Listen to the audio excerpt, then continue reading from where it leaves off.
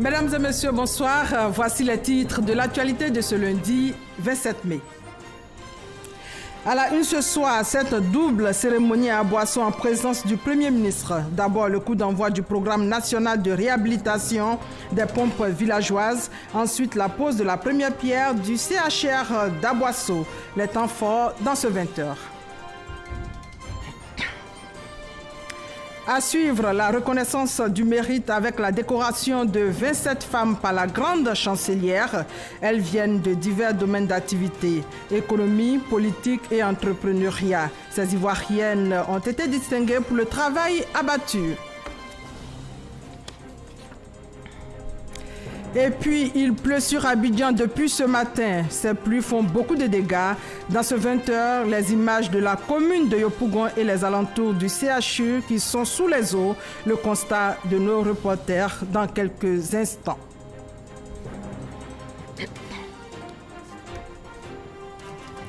Enfin, la présidentielle au Malawi.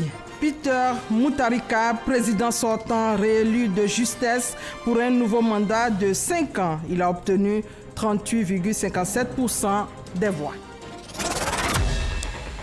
On commence par cette réunion du Conseil national pour la nutrition. Le vice-président de la République, Daniel Kablan-Duncan, a présidé ce lundi la première réunion du comité décisionnel du Conseil national pour la nutrition à l'auditorium de la primature. Une rencontre consacrée à l'analyse des points suivants: la validation de la politique multisectorielle d'allaitement, les défis de la lutte contre les troubles dus à la carence en iode, le dispositif de la sécurité sanitaire des aliments. Nous écoutons ici le vice-président de la République. Mesdames et messieurs, en mai 2016, le gouvernement s'est doté d'un plan national multisectoriel de la nutrition PNMN 2016-2020, partie intégrante du PND 2016-2020, au thème d'un processus participatif et inclusif. Ce plan vise à garantir à l'ensemble de la population un statut nutritionnel optimal en vue d'améliorer son bien-être et de soutenir durablement une croissance inclusive et le développement du pays. Les investissements consacrés à la nutrition ont été inscrits au titre des priorités du programme d'investissement public. La mobilisation des ressources pour le financement de ce plan, d'un coût global de 267 milliards de francs CFA, a fait l'objet, vous rappelez, d'une table ronde organisée en septembre 2016. L'État contribue à hauteur de 15% de ce coût global. La mise en œuvre de ce plan permettra le passage à échelle des interventions nutritionnelles efficaces, spécifiques et sensibles à la nutrition, notamment à l'endroit des populations les plus vulnérables.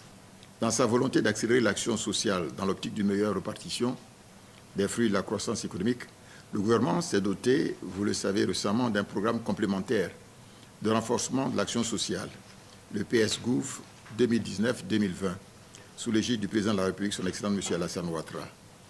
Le PS-Gouv d'un montant total de 727,5 milliards de francs CFA vise à consolider rapidement les acquis. La lutte contre la faim et la malnutrition constitue une dimension importante de ce programme social. Voilà, c'était un extrait du message du vice-président à la réunion du Conseil national pour la nutrition. Le reportage complet d'Awa Touré dans nos prochaines éditions. Le CHR d'Aboisseau va bientôt sortir de terre. Aujourd'hui, cérémonie de pose de première pierre par le Premier ministre Amadou Gon Coulibaly, qui a aussi lancé le programme national de réhabilitation des pompes villageoises. On fait le point avec Alexis Ouedraogo. À l'agenda du chef du gouvernement ce lundi, un début de semaine dans le Sud Comoé. Premier point inscrit, l'état des lieux du réseau routier national et petite inspection des travaux de voirie. Tout ce qui est en bleu, c'est ce qui va être fait pour 2019. À moins d'1 kilomètre, deuxième escale, Amadou Gon Coulibaly, gant bien serré, procède à la mise en service de la pompe hydraulique du village d'Etiboué. Le geste donne le top départ aux travaux de réhabilitation d'environ 21 000 pompes hydrauliques villageoises sur toute l'étendue du territoire. C'est vraiment pénible pour les femmes quitter au champ, revenir et puis aller puiser l'eau au marigot, tout ça, vraiment c'est fatigant. Je félicite le gouvernement et en tant que doyen, je suis heureux. Cap sur le terroir d'Assouba, temps de réjouissance. Les populations venues nombreuses sur la pluie reconnaissante de la pose ce jour de la première pierre du CHR d'Aboisseau. Ce CHR qui va voir le jour sous le mandat du président de la République, son Excellence M. Alassane Ouattara, était attendu par les populations depuis de longues années. Notre mobilisation traduit la joie qui nous habite. Nous vous disons tout simplement Mo, Dada Mo, ce qui signifie merci aujourd'hui et merci pour toujours. C'est le 17 mai 2019 que la société Agentis s'est engagée aux côtés de l'État à piloter le projet de construction du CHR.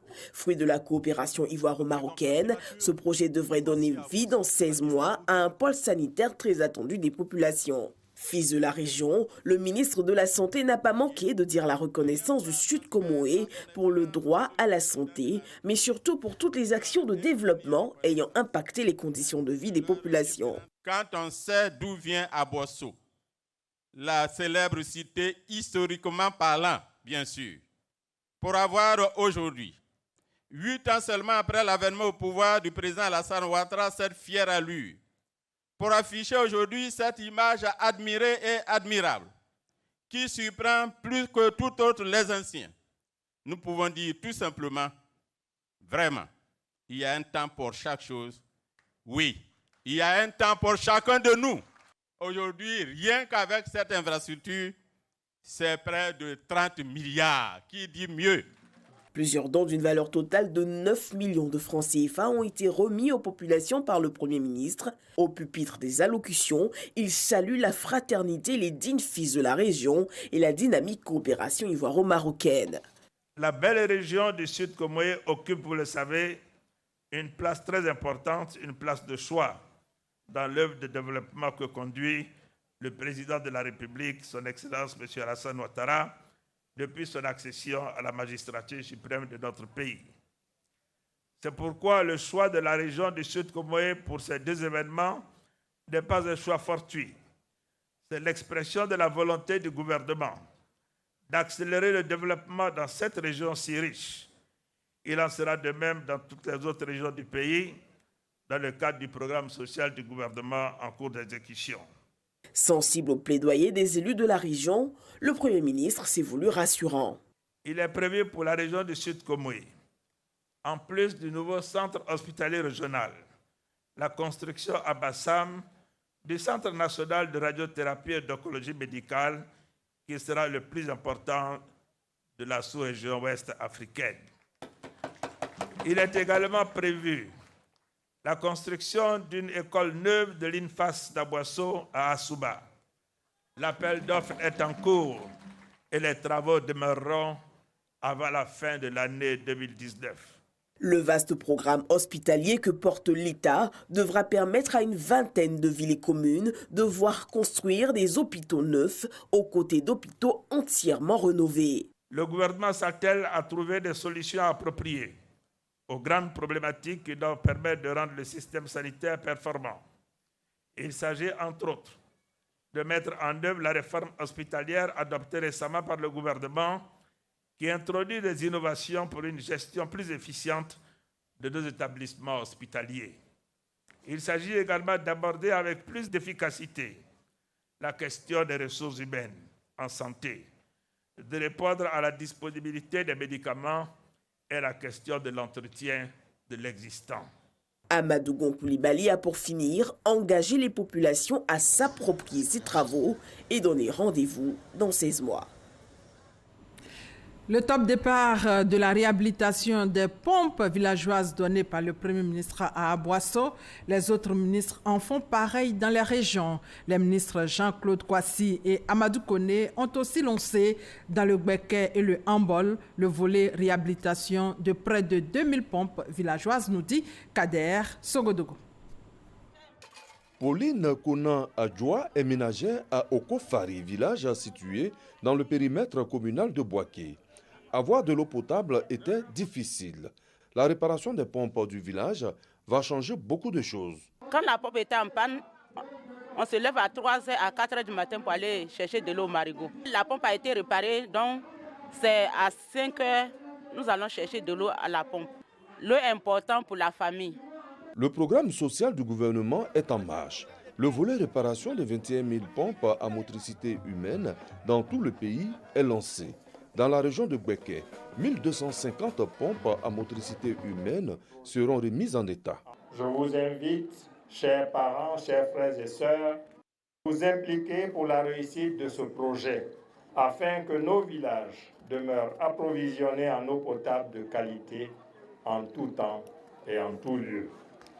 Dans le handball, 619 pompes sont concernées. C'est Touro qui a été choisi pour le lancement de cette activité très attendue par la population. La cérémonie qui nous réunit ce matin s'inscrit dans la vision du président de la République, son Excellence M. Alassane Ouattara, qui a pris l'engagement lors de son message à la nation du 31 décembre 2018 d'instaurer le programme pour que les populations ressentent davantage dans leur quotidien les efforts du gouvernement à leur endroit.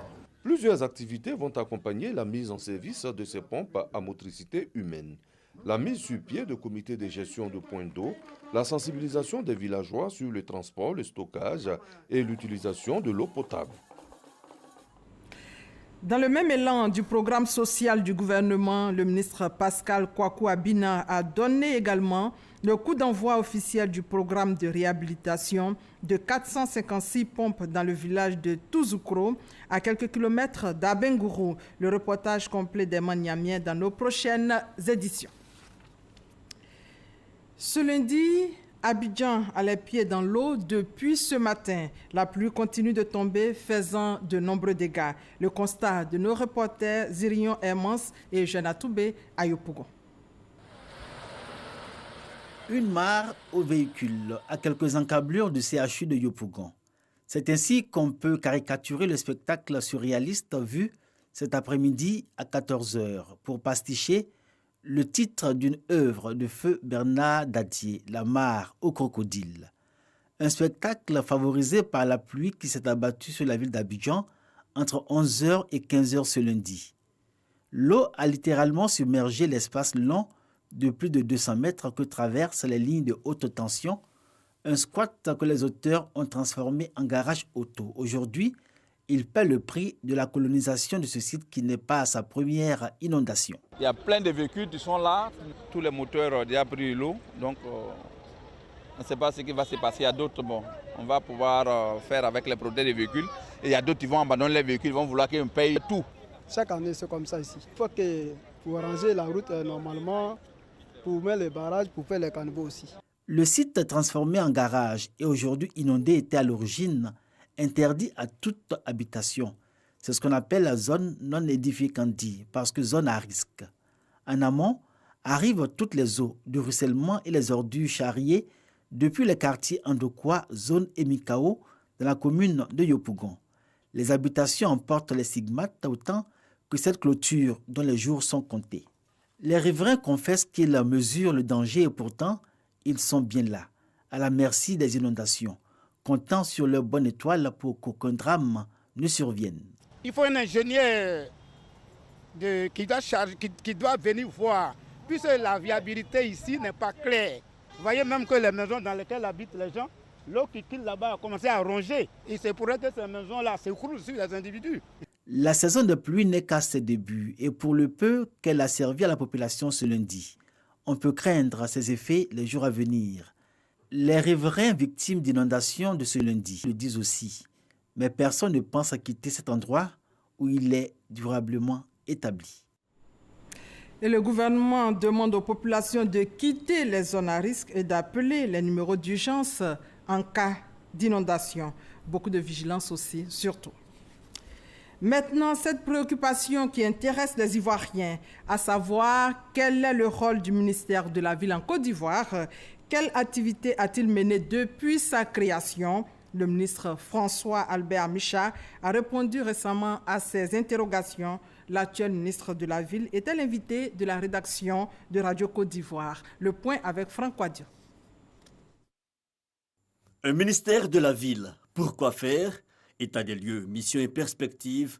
Le ministre de la Ville, François Albert Amichia, est l'invité des salons de Radio Côte d'Ivoire En présence du ministre de la Communication et des Médias Sidi Touré, François Albert Amichia relève l'intérêt de la création d'un tel ministère dédié à la ville. On a eu cette phase d'extension non maîtrisée et c'est ce qui nous a amené à avoir des quartiers précaires, des bidonvilles ou des quartiers sous-équipés.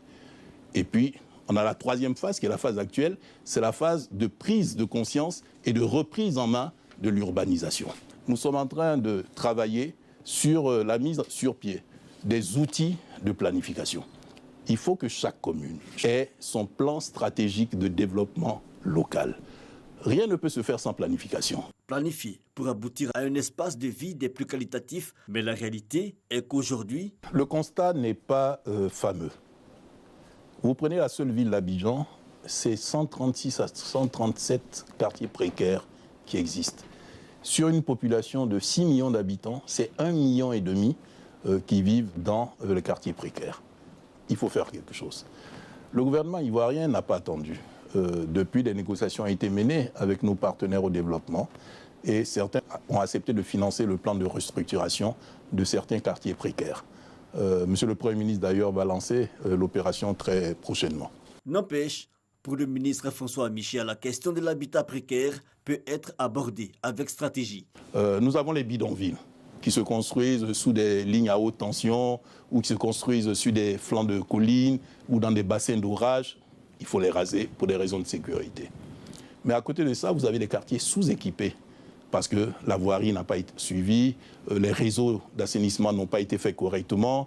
C'était prévu peut-être pour 1000 habitants, on se retrouve à 5000 habitants, donc ça ne va pas. Là, dans ces conditions, je pense qu'il faut, avec la participation des populations, voir comment on peut améliorer leur système de vie. Autre solution, multiplier les partenariats, intensifier la coopération nord-sud et sud-sud. Le ministre a sillonné récemment plusieurs villes pour l'établissement d'un diagnostic et d'un plan d'action efficace. Cap sur l'Assemblée nationale où le président Amadou Soumaoro a reçu l'ambassadeur d'Égypte en Côte d'Ivoire. La rencontre s'inscrit dans le cadre du renforcement des relations bilatérales qui existent entre les deux pays. Konaté Moussa pour plus de détails.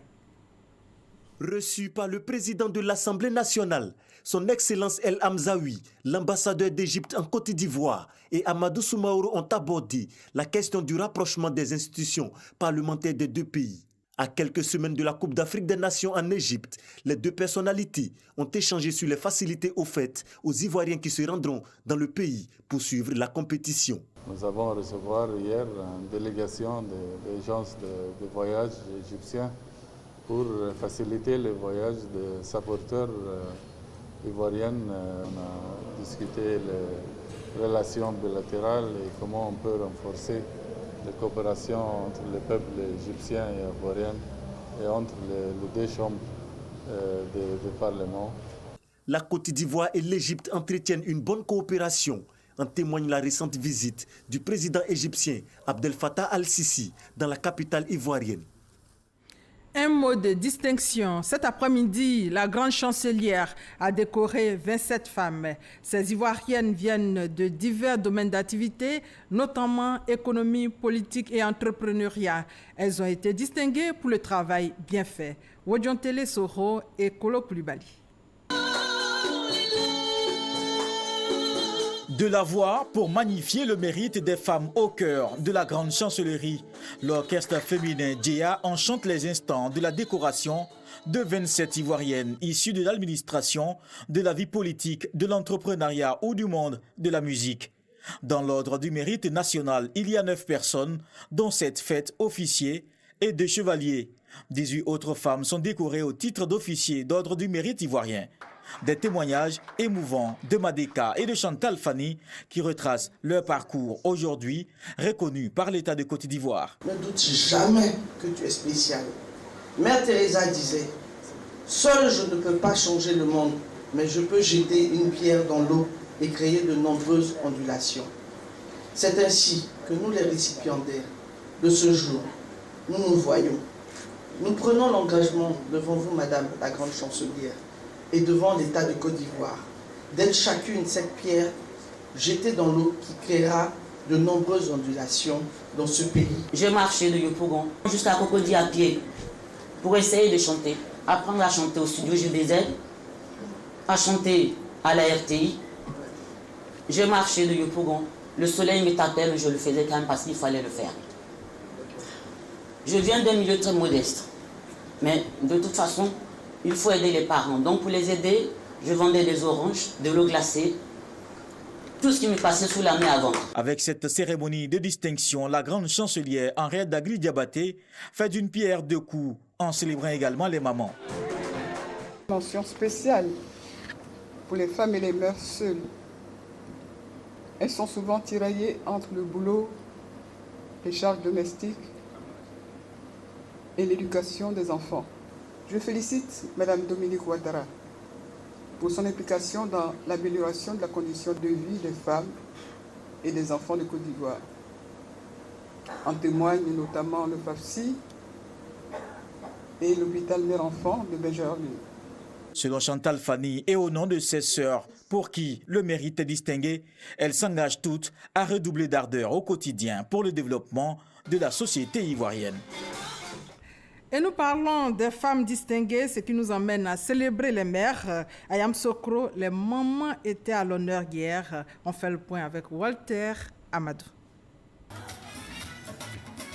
Prestation d'artistes et danse aux côtés des mères. C'est dans cette ambiance particulièrement gaie que le premier magistrat de la commune de Yamoussoukro célèbre les mères. Les mamans des villages rattachés à la commune et celles vivant dans la capitale politique reçoivent un vibrant hommage de la part du conseil municipal de Yamoussoukro. Le maire Jean Kakou Nyanagbe manifeste ainsi sa considération et son amour aux mères en tant que donneuse de vie. Vous incarnez le don de soi. La grossesse est une longue épreuve de 9 mois. L'accouchement également est fait de souffrance avant la délivrance.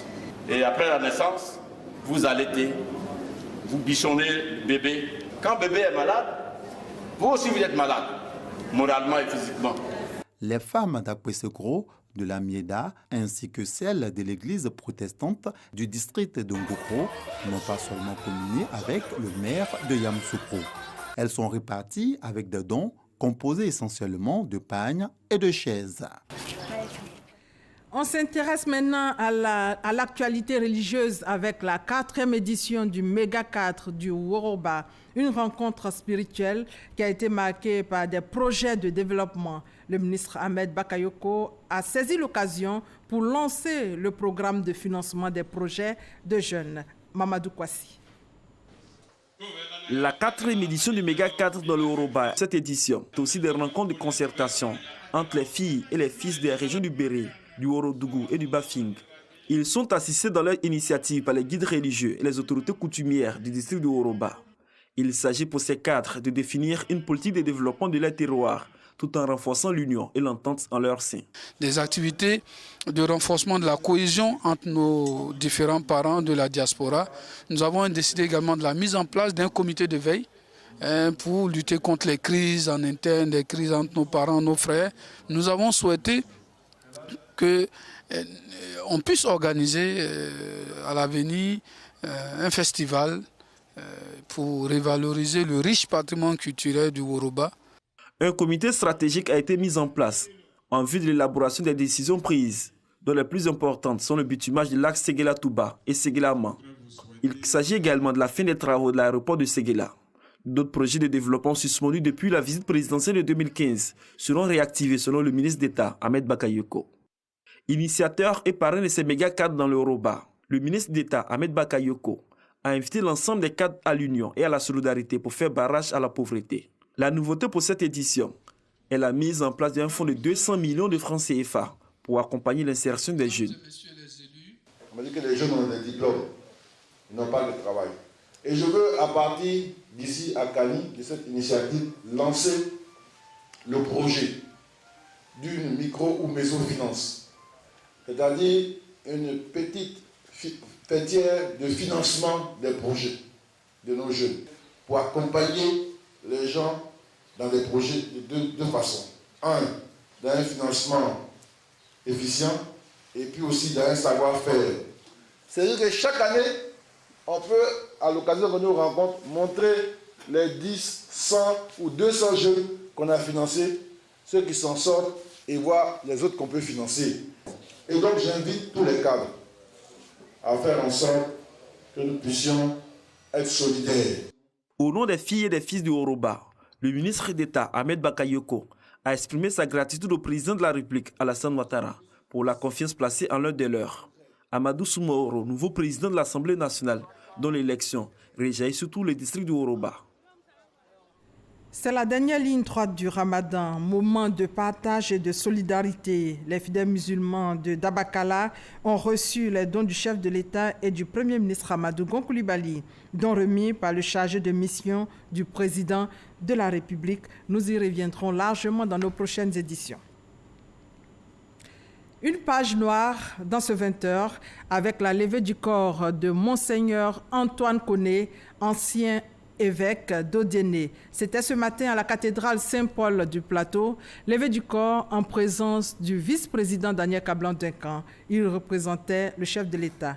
Prière et recueillement dans ce reportage de Christelle Dedjedja et Grace Kando. Cathédrale Saint-Paul du Plateau ce lundi matin. Amis, connaissances, membres de la famille, autorités politiques et administratives. Tous sont présents pour l'ultime hommage à Monseigneur Antoine Koné, ex-évêque du diocèse d'Odiéné, arraché à l'affection des siens le 8 mai dernier. Les fidèles, étreints par la douleur, prennent part à la messe de Requiem. C'est le départ d'un grand homme, un homme qui était disponible, très humain et qui était très engagé également, très tourné vers le social. Dans son diocèse, à Odiéné, il échangeait beaucoup avec toutes les communautés, il est très bien connu pour cela. Il avait le cœur très grand et c'est une voix que nous perdons, mais son enseignement reste. C'est quelqu'un qui était vraiment très rassembleur. C'est fait qu'il avait créé une fanfare qui regroupait des chrétiens comme des musulmans. Et il était toujours à l'écoute de son peuple à Odiéné. L'évêque d'Odiéné avait d'autres compétences. Architecte, entrepreneur, docteur en théologie dogmatique et président de la commission Justice et Paix. Des qualités qui n'échappent pas aux personnalités politiques. Ce que nous avons connu de Monseigneur Antoine Koné, c'est un homme de conviction, un homme de courage et un homme de vérité. Nous sommes tous croyants et ce que je peux ajouter simplement c'est que Dieu nous l'a donné, Dieu a repris, béni soit son Saint-Nom. Monseigneur Antoine Koné sera inhumé le mercredi 29 mai prochain à la cathédrale Saint-Augustin d'Odiéné. Monseigneur Antoine Koné, alias Dja, rejoint la maison du Père Céleste, là où il n'y a ni larmes ni douleur, mais la paix et le repos éternel. Et hors de nos frontières, au Malawi, le président sortant Peter Mutharika a été réélu pour un nouveau mandat de 5 ans avec 38,57% des voix. Le chef de l'opposition, quant à lui, a obtenu 35,41% des voix. Ces résultats officiels ont été proclamés ce lundi par la commission électorale. En Algérie, ils sont donc 2 à avoir déposé leur dossier en vue de la présidentielle du 4 juillet. Selon le communiqué diffusé par le Conseil constitutionnel, 2 inconnus du grand public se sont déclarés à la dernière minute. La situation est inédite et suscite beaucoup de questions. Et voilà, c'est la fin de ce 20h supervisé par Hervé Blé, au prompteur Perpétue Kakra, à la réalisation Mariette Alangba. Demain, vous avez rendez-vous avec Marie Longoran. Merci de votre fidélité et bonne soirée à tous.